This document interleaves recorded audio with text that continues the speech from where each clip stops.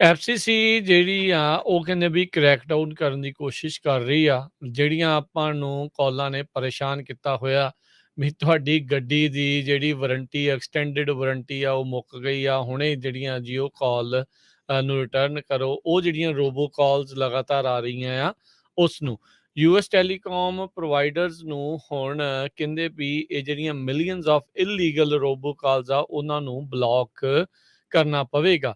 ਕਹਿੰਦੇ ਵੀ ਇਹ ਜਿਹੜੀਆਂ ਐਡਵਰਟਾਈਜ਼ਿੰਗ ਐਕਸਟੈਂਡਡ ਵਹੀਕਲ ਵਾਰੰਟੀਜ਼ ਦੀ ਆਉਂਦੀ ਆ, ਐਫਸੀਸੀ ਨੇ ਅੱਜ ਵੀਰਵਾਰ ਨੂੰ ਇਸ ਦੇ ਉੱਤੇ ਗੱਲ ਕੀਤਾ ਹੈ। ਹੁਣ ਤੱਕ ਕਹਿੰਦੇ ਵੀ ਇੱਕ ਗਰੁੱਪ ਆਫ ਇੰਡੀਵਿਜੂਅਲ ਜਿਨ੍ਹਾਂ ਉੱਤੇ ਦੋਸ਼ ਆ ਵੀ 8 ਬਿਲੀਅਨ ਤੋਂ ਵੱਧ ਜਿਹੜੇ ਮੈਸੇजेस ਆ ਉਹਨਾਂ ਨੇ ਲੋਕਾਂ ਨੂੰ ਕਾਲਾਂ ਦੇ ਜ਼ਰੀਏ ਕਰ ਕਰਕੇ ਪਰੇਸ਼ਾਨ ਕੀਤੇ ਆ 2018 ਤੋਂ ਬਾਅਦ ਚ ਹੁਣ ਤੱਕ। ਸੋ ਵੀਰਵਾਰ ਨੂੰ ਅੱਜ ਐਫਸੀਸੀ ਨੇ ਇਹ ਆਪਣਾ ਨਵਾਂ ਆਰਡਰ ਜਾਰੀ ਕਰ ਦਿੱਤਾ ਵੀ ਜਿਹੜੇ ਤੁਹਾਡੇ ਸਰਵਿਸ ਪ੍ਰੋਵਾਈਡਰ ਆ ਉਹਨਾਂ ਨੂੰ ਇੱਦਾਂ ਦੀਆਂ ਜਿਹੜੀਆਂ ਕਾਲਸ ਆ ਰਹੀਆਂ ਉਹਨਾਂ ਨੂੰ ਰੋਕਣਾ ਪਊਗਾ। ਇਸ ਮਾਮਲੇ ਦੇ ਵਿੱਚ 13 ਜਿਹੜੇ ਲੋਕ ਆ ਉਹਨਾਂ ਨੂੰ ਲਿੰਕ ਕੀਤਾ ਗਿਆ ਤੇ 6 ਅਜਿਹੀਆਂ ਕੰਪਨੀਆਂ ਜਿਹੜੀਆਂ ਟੈਕਸਸ ਤੇ ਕੈਲੀਫੋਰਨੀਆ ਤੋਂ ਦੇ ਨਾਲ ਹੰਗਰੀ ਵਰਗੇ ਜਿਹੜੇ ਯੂਰਪੀਅਨ ਮੁਲਕ ਤੋਂ ਚੱਲ ਰਹੀਆਂ ਸੀਗੀਆਂ।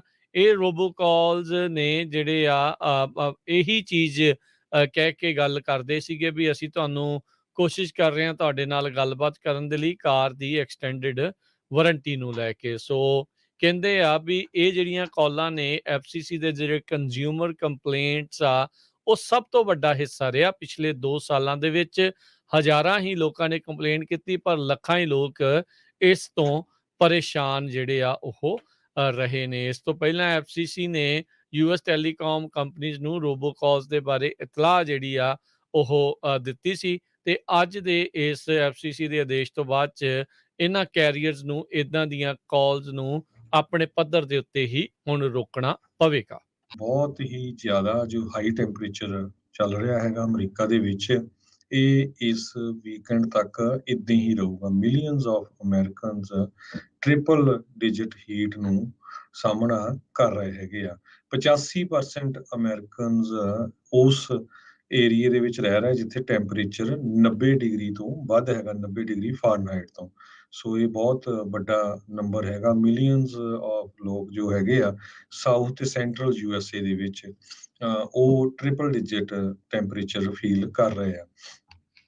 ਤੇ ਅਮਰੀਕਾ ਵੈਸਟ, ਨਿਊ ਇੰਗਲੈਂਡ, ਇਹ ਸਾਰੇ ਏਰੀਏ ਦੇ ਵਿੱਚ ਟੈਂਪਰੇਚਰ ਬਹੁਤ ਜ਼ਿਆਦਾ ਹੈਗਾ। Highest risk south West, south central USA ਦੇ ਵਿੱਚ ਹੈਗਾ। ਡੈਲਸ ਕਾਉਂਟੀ ਟੈਕਸਸ ਨੇ ਪਹਿਲੀ ਡੈਥ ਰਿਪੋਰਟ ਕੀਤੀ ਆ ਹੀਟ ਕਰਕੇ। 66 ਸਾਲਾਂ ਦੀ ਇੱਕ ਬੀਬੀ ਉਸ ਦੀ ਜੋ ਮੌਤ ਹੋ ਗਈ। ਡੈਲਸ County health and human services ਨੇ ਇਹ ਦੱਸਿਆ ਹੈਗਾ।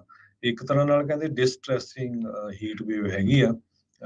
ਇਹਦੇ ਕਰਕੇ ਮੇਅਰ ਆਫ ਵਾਸ਼ਿੰਗਟਨ ਡੀਸੀ ਨੇ ਵੀ ਹੀਟ ਐਮਰਜੈਂਸੀ ਡਿਕਲੇਅਰ ਕੀਤੀ ਹੋਈ ਆ। ਮੇਅਰ ਮਰੀਅਲ ਬੌਜ਼ਰ ਉਹਨਾਂ ਨੇ ਇਹ ਕਿਹਾ ਵੀ ਵੱਧ ਤੋਂ ਵੱਧ ਪਾਣੀ ਪੀਓ, ਹਾਈਡਰੇਟਡ ਰਹੋ, ਸਨ ਐਕਸਪੋਜ਼ਰ ਤੋਂ ਲਿਮਿਟ ਰੱਖੋ ਤੇ ਆਪਣੇ ਸੀਨੀਅਰਸ ਨੂੰ, ਆਪਣੇ ਗੁਆਂਢੀਆਂ ਨੂੰ, ਆਪਣੇ ਜਾਨਵਰਾਂ ਨੂੰ ਜਿਹੜਾ ਆ ਧਿਆਨ ਦੇ ਵਿੱਚ ਰੱਖੋ ਤਾਂ ਕਿ ਕੋਈ ਇੰਨੀ ਜ਼ਿਆਦਾ ਗਰਮੀ ਦਾ ਸ਼ਿਕਾਰ ਨਾ ਹੋਵੇ। ਇਸੇ ਤਰ੍ਹਾਂ ਨਿਊਯਾਰਕ ਦੇ ਰੈਜ਼ੀਡੈਂਟਸ ਨੂੰ ਵੀ ਇਹ ਕਿਹਾ ਗਿਆ ਵੀ ਆਪਣੇ ਘਰਾਂ ਦੇ ਅੰਦਰ ਰਹੋ।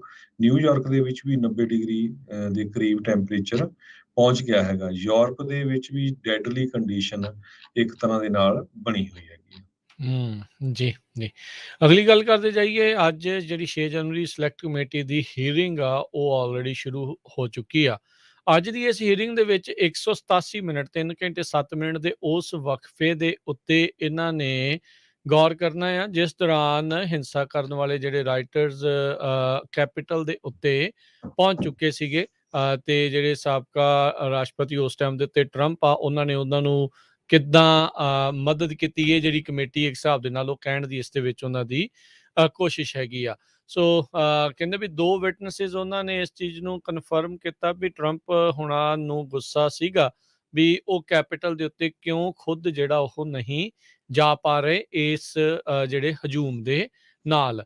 ਸਿਕਿਉਰਿਟੀ ਅਫੀਸ਼ੀਅਲਸ ਉਹਨਾਂ ਨੇ ਕਮੇਟੀ ਨੂੰ ਜਿਹੜਾ ਉਹ ਕਿਹਾ ਵੀ ਵਾਈਟ ਹਾਊਸ ਨੂੰ ਪਤਾ ਸੀਗਾ ਵੀ ਉਹਨਾਂ ਲੋਕਾਂ ਦੇ ਕੋਲ ਹਥਿਆਰ ਹੈਗੇ ਨੇ, ਉਸ ਭੀੜ ਦੇ ਵਿੱਚ ਕਈ ਲੋਕਾਂ ਦੇ ਕੋਲ ਹਥਿਆਰ ਨੇ ਜੋ ਕਿ ਕੈਪੀਟਲ ਵੱਲ ਨੂੰ ਜਾ ਰਹੀ ਸੀਗੀ। ਸੋ ਜਿਹੜੀ ਲਿਜ਼ ਚੇਨੀ ਆ ਉਹਨਾਂ ਨੇ ਕਿਹਾ ਆ ਵੀ ਇਹ ਬੰਨ ਹੌਲੀ-ਹੌਲੀ ਟੁੱਟਣਾ ਸ਼ੁਰੂ ਹੋ ਰਿਹਾ ਤੇ ਨਵਾਂ ਜਿਹੜਾ ਐਵੀਡੈਂਸ ਆ ਉਹ ਲਗਾਤਾਰ ਸਾਹਮਣੇ ਆ ਰਿਹਾ ਵੀ ਕਿਸ ਤਰੀਕੇ ਦੇ ਨਾਲ ਵਾਈਟ ਹਾਊਸ ਦੇ ਵਿੱਚ ਹੀ ਬੈਠੇ ਜਿਹੜੇ ਲੋਕ ਆ ਜਿਨ੍ਹਾਂ ਚੋਂ ਰਾਸ਼ਟਰਪਤੀ ਦਾ ਵੀ ਨਾਮ ਉਸ ਟਾਈਮ ਦੇ ਉੱਤੇ ਲੈਂਦੇ ਆ ਵੀ ਉਹਨਾਂ ਦੇ ਹੀ ਇੱਕ ਹਿਸਾਬ ਦੇ ਨਾਲ ਕਹਿ ਲਓ ਵੀ ਥਾਪੜੇ ਦੇ ਨਾਲ ਜਾਂ ਉਹਨਾਂ ਦੀ ਮਦਦ ਦੇ ਨਾਲ ਹੀ ਇਹ ਜਿਹੜੀ ਭੀੜ ਆ ਉੱਥੇ ਤੱਕ ਪਹੁੰਚੀ ਸੀਗੀ। ਸੋ ਕਹਿੰਦੇ ਵੀ ਟਰੰਪ ਹੁਣੀ ਉਸ ਟਾਈਮ ਦੇ ਉੱਤੇ ਰਾਈਟ ਨੂੰ ਜੋ ਚੱਲ ਰਿਹਾ ਸੀਗਾ ਟੀਵੀ ਦੇ ਉੱਤੇ ਦੇਖ ਰਹੇ ਸੀਗੇ। ਕਈ ਘੰਟਿਆਂ ਤੱਕ ਉਹਨਾਂ ਨੇ ਕੋਈ ਇਸ ਦੇ ਵਿੱਚ ਕਦਮ ਨਹੀਂ ਚੁੱਕਿਆ ਹੈਗਾ। ਸੋ 6 ਜਨਵਰੀ ਦੀ ਜਿਹੜੀ ਆ ਸਿਲੈਕਟ ਕਮੇਟੀ ਆ ਉਹਨਾਂ ਦੀ ਅੱਜ ਇੱਕ ਹੋਰ ਪਬਲਿਕ ਹੀਅਰਿੰਗ ਆ ਇਸ ਟਾਈਮ ਚੱਲ ਰਹੀ ਆ।